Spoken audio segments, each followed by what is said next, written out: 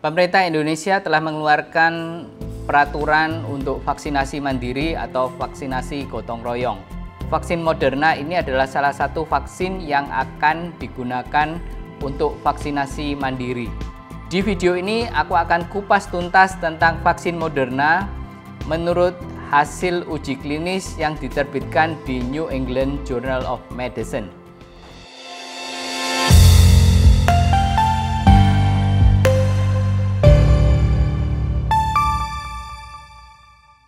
Welcome to my channel. Kalau kalian baru mengunjungi channel ini, jangan lupa subscribe dan klik tombol lonceng notifikasinya.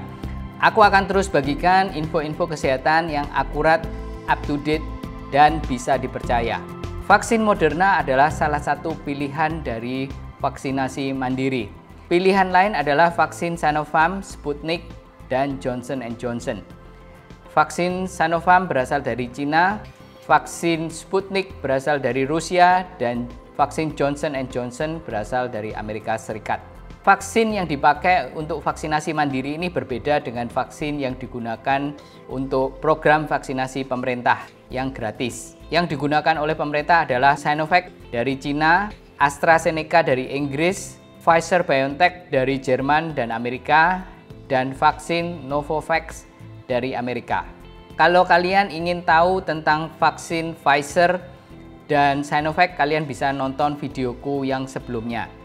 Informasi yang aku sebutkan di video ini berasal dari jurnal artikel yang berjudul Efficacy and Safety of the mRNA 1273 SARS-CoV-2 Vaccine yang diterbitkan di New England Journal of Medicine pada tanggal 30 Desember tahun 2020.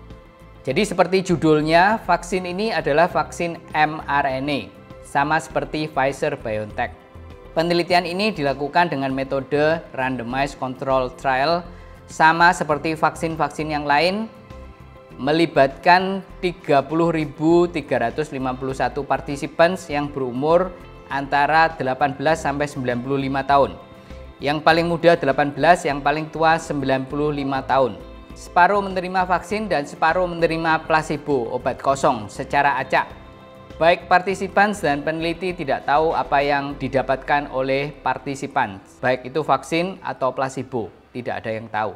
Dosis yang diberikan adalah 100 mikrogram sebanyak 2 kali dengan jarak 28 hari. Jadi jarak antara vaksin pertama dan vaksin kedua adalah 28 hari atau 4 minggu. 75,2% berumur antara 18 sampai 65 tahun, 24,8% berumur di atas 65 tahun. Partisipan sini di follow up paling tidak selama 2 bulan setelah vaksinasi kedua.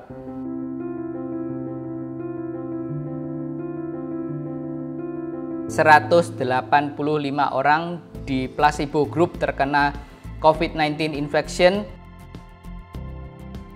Di vaksin grup yang terkena COVID-19 adalah 11 orang. Dihitung dari sini, kita dapatkan vaksin efikasi sebesar 94,1%. Vaksin efikasi ini dihitung 14 hari setelah vaksin kedua.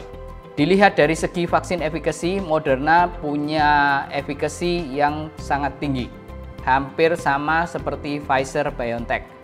Kalau di breakdown menurut subgroup, vaksin efikasi untuk mereka yang berumur 65 tahun ke atas atau manula 86,4%. Vaksin efikasi untuk mereka yang punya comorbidities atau penyakit kronis 90,9%. Kalau digabung vaksin efikasi mereka yang berumur 65 tahun ke atas dan punya comorbidities, vaksin efikasinya adalah 75,2%. Untuk orang Asia, vaksin efikasinya 100%. Vaksin efikasi untuk melindungi seseorang dari kasus infeksi COVID-19 yang parah 100%.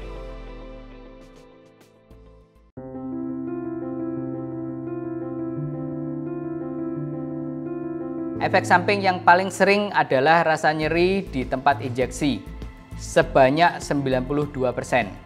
70% mengeluh rasa lelah atau fatigue setelah divaksin.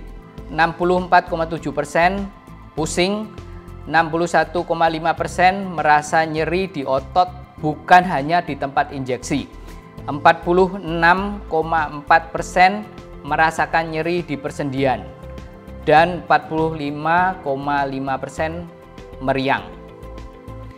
Keluhan lain adalah bengkak di tempat injeksi atau di kelenjar getah bening di sekitar tempat injeksi, mual, muntah, dan demam. Masing-masing tidak lebih dari 30%. Dan semua efek samping ini sementara dan hilang sendiri setelah beberapa hari.